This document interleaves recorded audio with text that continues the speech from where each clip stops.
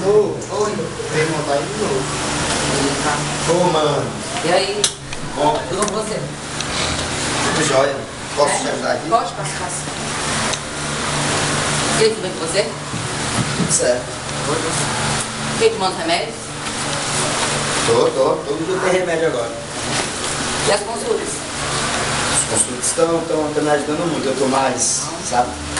E os problemas no bairro? Se resolvendo. Mesmo? Aos poucos, né, João? Eu sabia. Você quer dinheiro de novo, né? Mano, uma mão lava a outra, tá? Ah, é sempre assim. Você não se comporta, depois quem esse pepino sou eu. Cara, eu só tô precisando de uma mão. Quebra esse cara aí pra mim.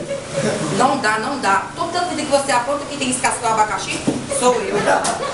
Também não preciso fazer tempestade, copo de Ah! Também quando a gente era criança. Para. Não é hora de lavar roupa suja. E vamos colocar em pratos limpos. Você não deveria sair daqui.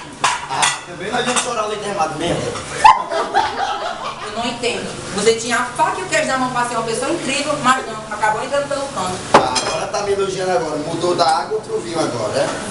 Não é isso que eu tô te falando. Eu te admirava, mamãe te admirava, papai. Também não precisa ficar babando o ovo, né? Pelo menos você não precisa me ajudar a bola pra frente, cara. Ô, Julinho, toma cuidado. Cresceu, né, cara?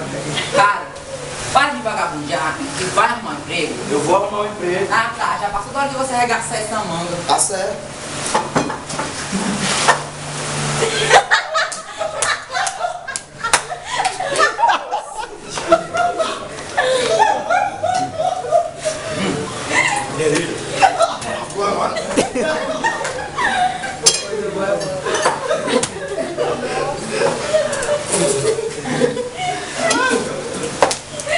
Mano, obrigado, viu? Tava só precisando. Conversar com você. Precisando, viu? Escuta, o que você tá fazendo aqui? Pra ver. Pra ver? Pra ver?